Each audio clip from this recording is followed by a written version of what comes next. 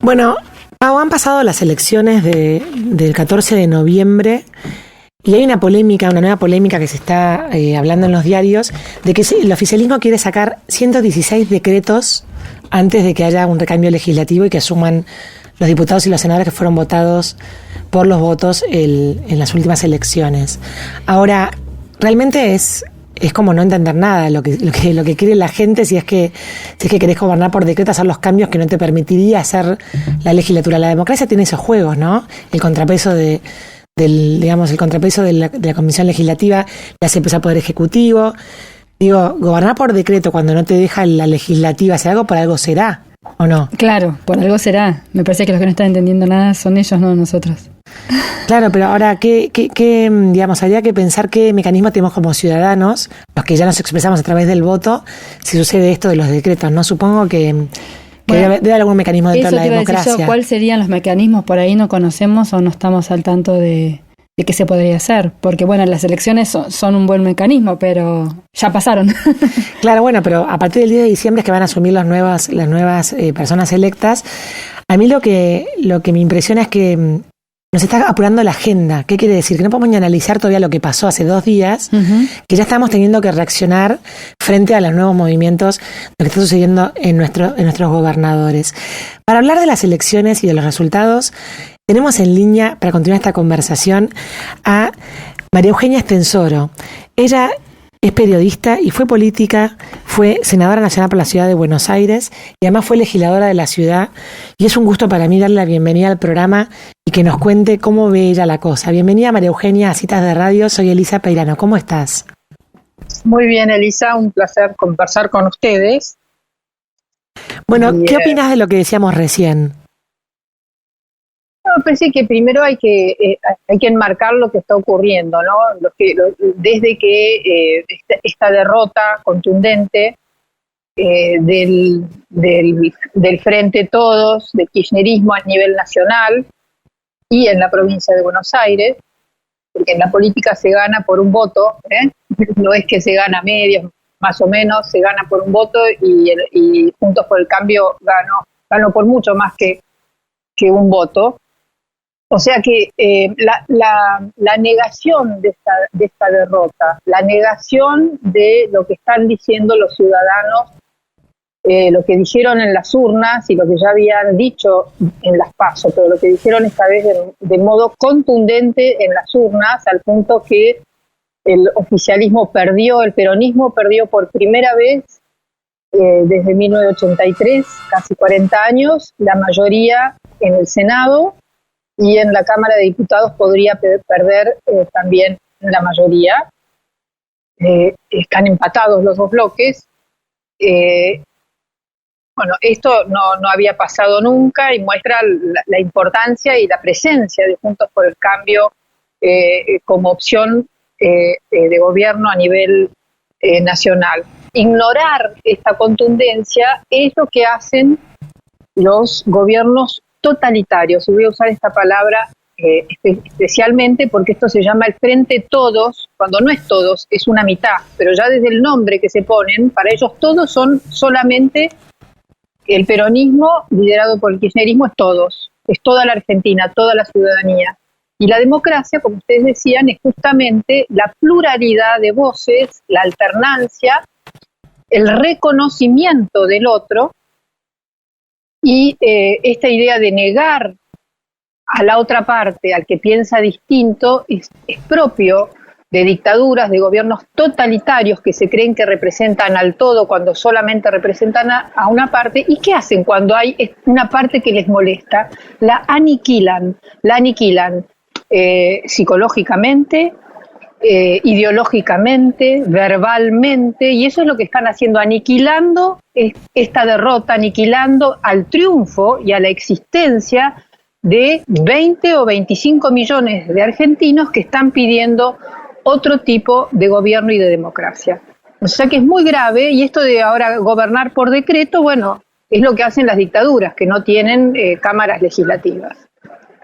Claro, utilizan el decreto como una forma de poder apurar algo que saben que no pasaría, digamos, el filtro. El filtro, claro, sí, el filtro fuego del debate legislativo, el control del legislativo, pero como nosotros no estamos en una dictadura ni en un régimen totalitario, ellos nos pueden asustar, como intentan hacer siempre, de asustarnos, ¿no? Y que ellos son poderosos, que no trepidan ante nada, que pasan por encima de la ley, del voto de los ciudadanos, de su derrota, ¿no? Pero en realidad ya sabemos que son tan mortales y tan fuertes o débiles como cualquier otra fuerza política, y vivimos en democracia, por suerte, y tenemos primero que los decretos de necesidad y de urgencia tienen que ser convalidados o denegados por el Poder Legislativo, y si eso no ocurre, porque ellos eso se traba en el Congreso, siempre están después las presentaciones judiciales, porque por eso hay 3 poderes, para que no haya ningún gobierno, ningún sector, ninguna corporación que se crea que está por encima de la ley y los derechos del resto de los ciudadanos, especialmente los que piensan distinto a quien en algún momento detenta transitoriamente el Poder Ejecutivo. Así que yo no me asustaría, aunque siempre es ingrato. Esto es muy parecido a lo que pasó. Doy un ejemplo, cuando Cristina no quiso traspasar el mando y reconocer la derrota ante Macri, que no era Macri, sino que era la segunda fuerza política y en ese momento la principal, porque había ganado las elecciones. Es lo mismo que hace Trump en Estados Unidos y que ha causado tanto desequilibrio y conmoción en una de las democracias más antiguas del mundo, de no reconocer la derrota, que es como creerse que uno está por encima de la ley, de los ciudadanos, de los votos, de todo, ¿no? Y vivir en una especie de mentiras, pero de mentira porque es la negación, la aniquilación de la diferencia del otro, del que piensa distinto. Simplemente lo niego, no lo reconozco. Entonces es muy, muy grave, esto es totalitarismo. En las dictaduras, en los regímenes totalitarios, como pasa en Cuba, como pasa en Corea del Norte, como pasa en China, se hace desaparecer a los que disienten, a los disidentes. Hablábamos antes de llamarte, María Eugenia, al principio del programa, de esto, ¿no? De que cómo tanto perdedor como vencedor sería tan sano para la democracia de nuestro país y para nuestra sociedad que uno se refiere al otro con respeto, diciendo, bueno, son las reglas de juego, algunos ganan, otros pierden, son legislativas, probablemente nos volvamos a encontrar en otra elección, pero poder tratar con respeto al adversario político, ¿no? Poder salir de esa grieta en la cual, como decís vos, no se habla al otro lado de la grieta, sino poder referirse a otra persona con dignidad y con humildad. Nos está faltando tanto eso como argentinos. Bueno, yo no sé, que por las voces suyas me da la sensación que ustedes son bastante jóvenes, no sé qué edad tienen. 40. Más o menos, sí. Bueno, alrededor de los 40. Re jóvenes. Bueno, entonces digo, porque ustedes no vivieron en la Argentina en la que yo crecí, que es la Argentina de los golpes militares constantes, de los años 60, 70, de la violencia armada de los grupos terroristas también, de la descalificación permanente de peronistas y antiperonistas. Se descalificaba a los peronistas, se descalificaba a los radicales porque eran tortugas, a los liberales porque eran fachos y gorilas. Vivíamos descalificándonos y peleándonos al punto que cuando las cosas ya no iban más, venían los militares, hasta que también hubo la revolución armada que desconoce a la democracia y nos matamos y llegamos a una situación terrorífico, donde hubo un decreto emitido por un gobierno peronista que como le dio la orden a las Fuerzas Armadas de aniquilar el terrorismo. Sabemos en lo que pasó en campos de concentración clandestinos, miles de desaparecidos, y una situación a la que no queremos volver nunca más. Bueno, en el 83, con el advenimiento de la democracia y de Alfonsín como líder y del juicio a las juntas, que juzgó no solamente a las cúpulas militares, sino también a las cúpulas guerrilleras, y hubo toda la investigación de la CONADEP y del juicio a las juntas, llegamos a ese nunca más demonizarnos, nunca más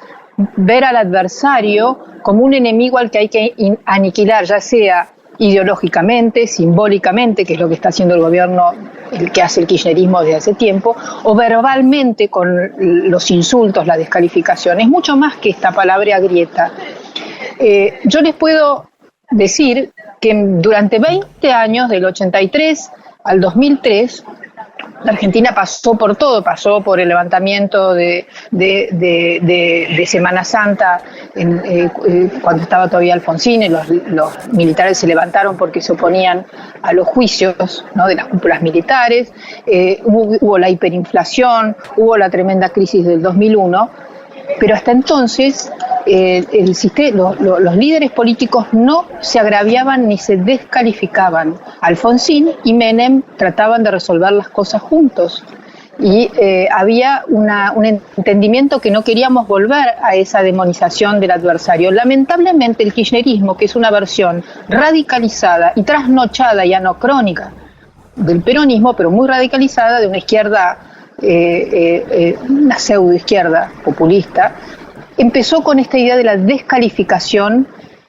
del enemigo. La gente del campo era oligarca, Macri es golpista, todos los que estábamos en contra de la 125, etcétera, éramos destituyentes, golpistas, y al punto de Cristina no querer reconocer ni siquiera la victoria de Juntos por el Cambio en el 2015 y de ahora de no reconocer esta derrota fenomenal en todo el país y este clamor de la sociedad de un cambio de rumbo. Entonces, es mucho más que una grieta, pero lo que digo, es muy difícil, no es que, bueno, ahora tenemos que ser todos buenos, acá estamos ante un fenómeno de raíz totalitaria de este grupo, minoritario, porque la cámpora y el kirchnerismo hoy es minoritario, está agonizando, pero hasta que el peronismo no decida, el peronismo democrático que existe, pero que hoy no puede ni siquiera discutir al interior del gobierno. Claro. Entonces, estamos en esta situación, pero ya el mensaje de las urnas es que estamos en barranca abajo y que todo lo que hicieron antes, ya no hay más dinero para la fiesta, la embriaguez, la borrachera del poder, ya han mostrado la incapacidad de gestión, ya hemos comprobado, lo ha comprobado todo el mundo, que el peronismo no es el único que puede gobernar, el peronismo ha cometido muchísimas tropelías en nuestro país, ha gobernado muy mal y ha creado muchísima pobreza, y en estos últimos 20 años ha sumido a la Argentina en una decadencia como no habíamos tenido antes, a pesar de la década dorada de los commodities y todo eso. Se despilfarraron un montón de dinero y se siguió acentuando la pobreza. Entonces es muy grave que sigan con esta ideologización y ceguera, ¿no?, y corrupción fenomenal, y bailando en el Titanic, cuando la Argentina está postrada,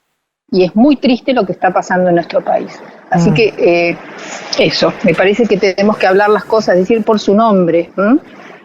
Y yo soy contemporizadora, soy cristiana, creo en los líderes que unen y no separan, pero hay que reconocer lo que tenemos enfrente, ¿no? Esta actitud de Cristina Kirchner y sus seguidores más acérrimos, que son quienes gobiernan y controlan el poder y controlan al mismo presidente, que tienen todo listo, ¿sí?, para siempre mostrar que ellos tienen la verdad, que el otro no existe, que no vamos a escuchar, que escuchar al otro es debilidad, que reconocer al otro es debilidad, entonces que hay que ir para adelante sea como sea y destrozando lo que quede de las instituciones, de la economía, del tejido social, que más malherido no podría estar.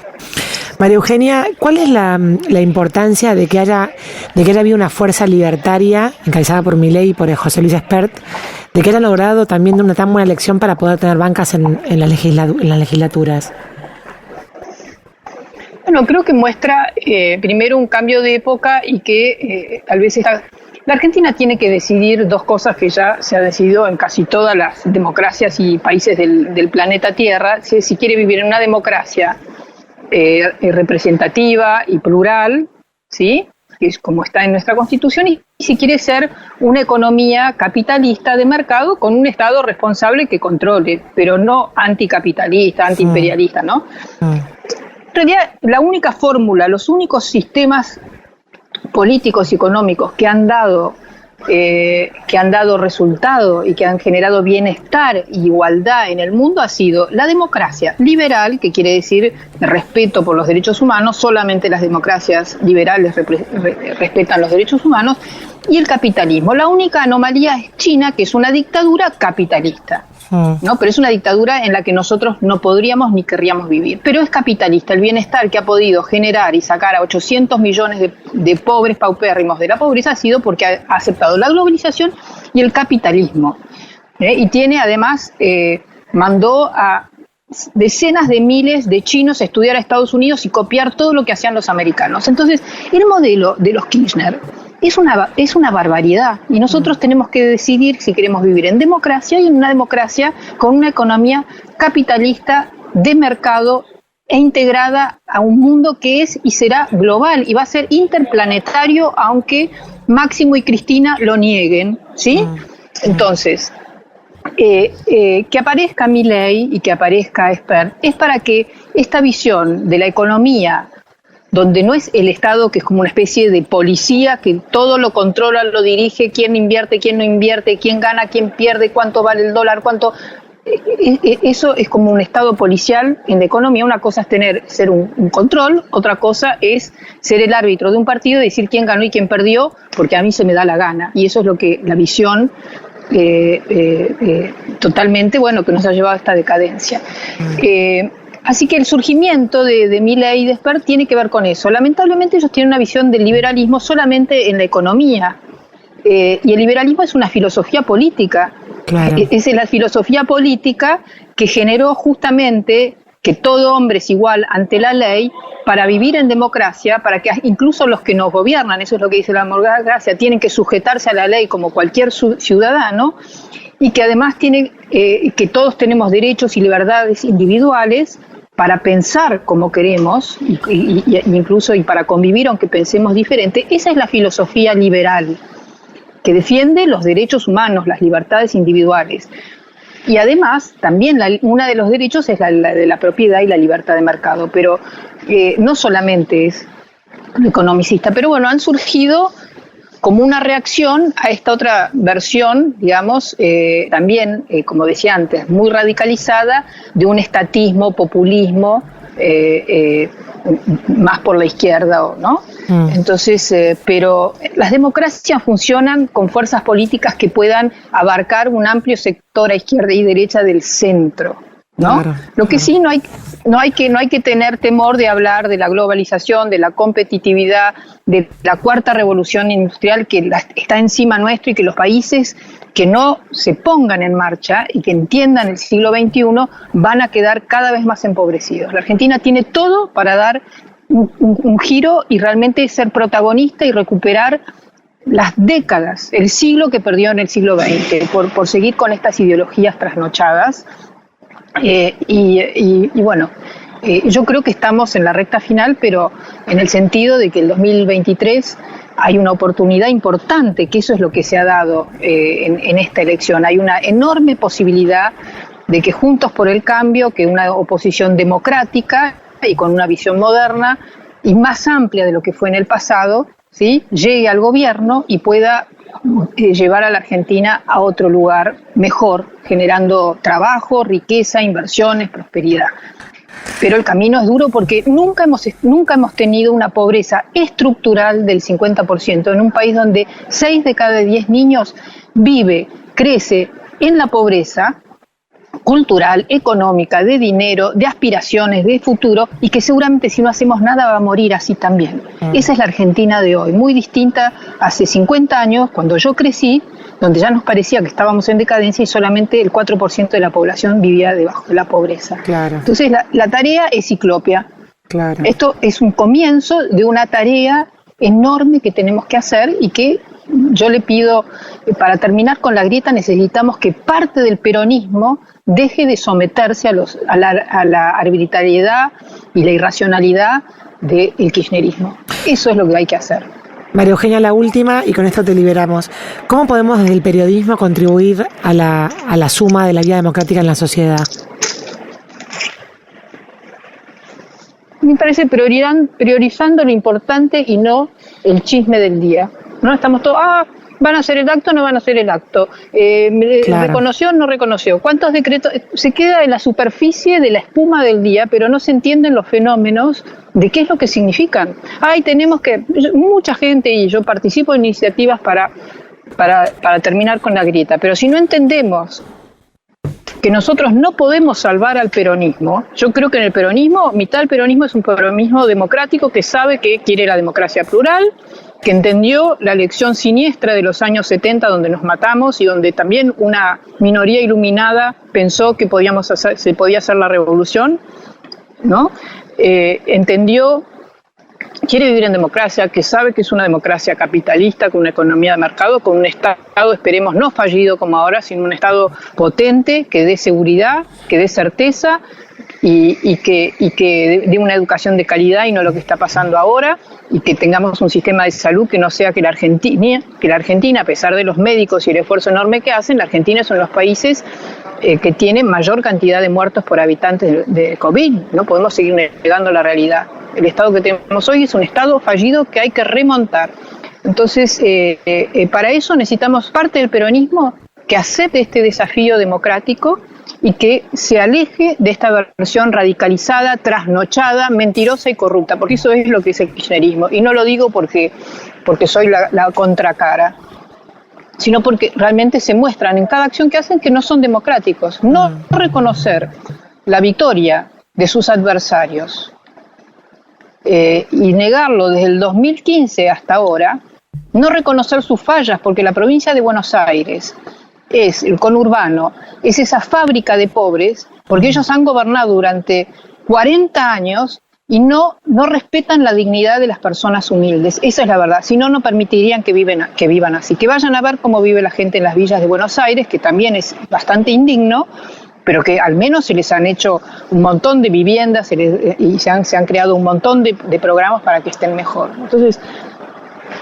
me parece que necesitamos que parte del peronismo exprese que ha escuchado el mensaje y que quiere representar a la justicia social de otra manera, no con estas ideas que lo único que generan es más violencia, más inseguridad, más pobreza y más desigualdad. María Eugenia Estensoro, muchísimas gracias por esta conversación tan interesante en Citas de Radio. Creo que fuimos al fondo de la cuestión. Bueno, muchísimas gracias. Quedamos en contacto. Adiós. Adiós. Bueno, y así pasaba quien fuera senadora nacional por la Ciudad de Buenos Aires, en ese momento estaba en la coalición cívica, María Eugenia Estensoro, hablando de política.